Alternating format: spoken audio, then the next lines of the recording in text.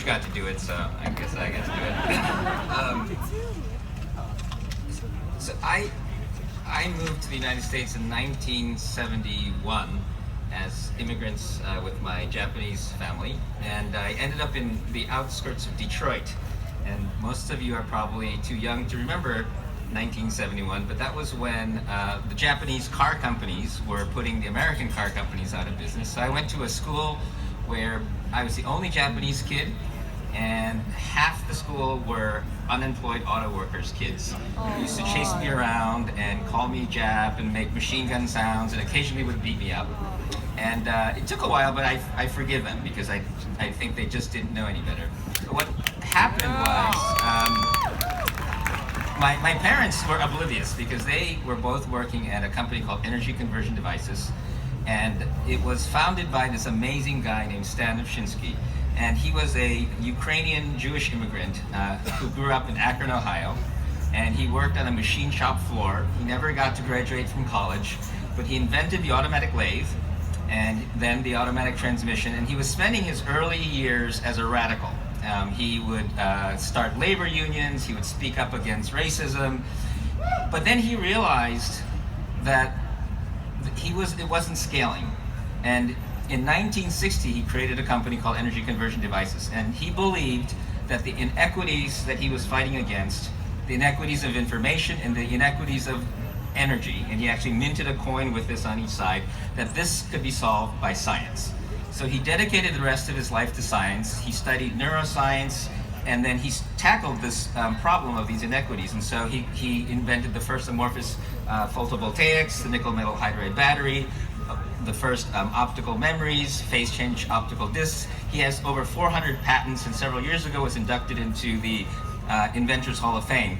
But my parents were working in this wonderful company, and as a kid, I grew up with rooms full of Nobel laureates and pipe cleaners and styrofoam balls and people shaking them, talking about them and the molecules. But because we were in Detroit and because he came from the shop floor, we also had the unemployed machinists from the local factories working with us. And the machinists and the mechanical engineers with the tooling grease under their fingernails were just as important as the Nobel laureates in the inventions that we were making.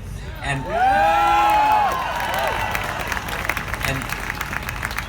for me, getting beat up in school versus hanging around with professors explaining chemistry to me while they were making ice cream, I decided that science was more for me. And so for me, science was all about that. It was about machinists. It was about wonder. But it wasn't easy for Stan. Stan had built this amazing little enclave of scientists in near Detroit, but in the early days when he first came up with his first invention was called an amorphous threshold switch. And he had a working prototype for 10 years, but everybody thought it was a hoax because he had no credentials. But then finally, a renowned physicist at MIT named David Adler looked at this and said, this is a thing. This is the beginning of the field of amorphous studies. Webster Dictionary put a word in the dictionary called Ovonics for Ovshinsky Electronics, and he finally was able to get his credentials. But it was very, very difficult for him as a working class scientist to actually crack into the system. But I think what's important as we think about all of these things is how we need to think about science is more than just the credentials, and that was my childhood. But I was working in this company, and one of my jobs was connecting computers together, and I was underage. I was child labor. But as I was hitting high school, I discovered the internet and realized there were people on the internet that were smarter than my high school teachers. And I dropped out of college and started an internet company. As somebody whose job it is to convince people to finish their degrees, I will tell you that anything that I was able to do was not because I dropped out, it was despite the fact that I dropped out. And I urge everybody to finish their degrees. And especially if you're not a rich white person in Silicon Valley, it will always be better if you have a degree. So don't follow my example, okay? Please. But despite that, I was there in the early days of the internet. We were building the internet, and we thought that connecting everybody together would create this world peace. If only people could talk to each other, everything would be fine. Sir Tim Berners-Lee created the web to connect academics together so that science could be free. So back in the 80s, we thought, we were at the dawn of an amazing new age of science. And it didn't turn out that way, as you know. And so, but it's amazing. Think about it. We have the world's knowledge at our fingertips, but about 40% of Americans still don't believe in evolution. Climate science is still considered controversial and political. And so I wonder, and I ask you, why do you think that is?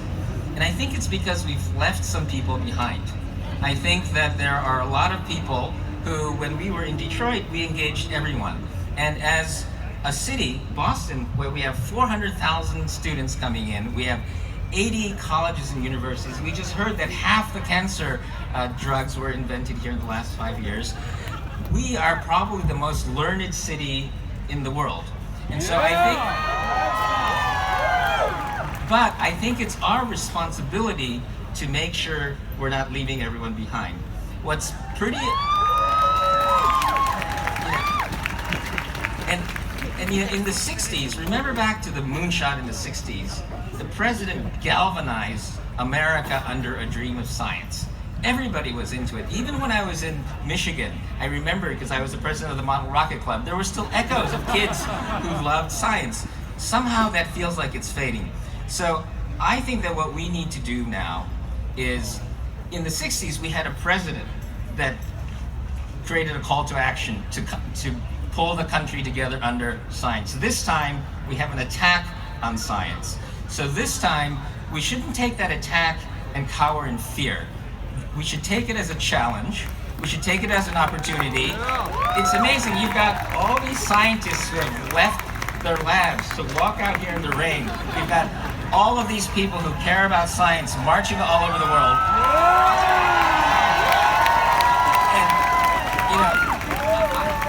I think it's not only our opportunity, but it's our obligation to take advantage of this energy to come together. And so, if you are a scientist, or even if you're not a scientist, reach out to somebody in a different school.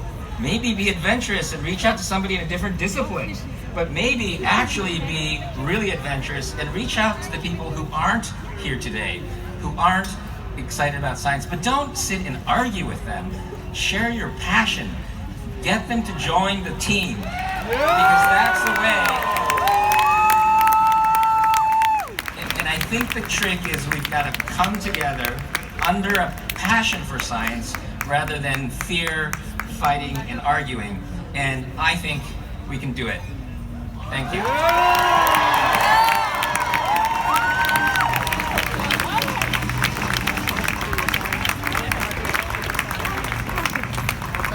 What an incredible way to close with that awesome call to action. One more time for Joey Ito.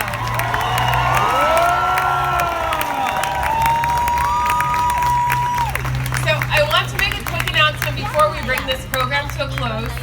Next Saturday, there will be another rally on the Boston Common as part of the National Day of Action for Climate, Jobs, and Justice.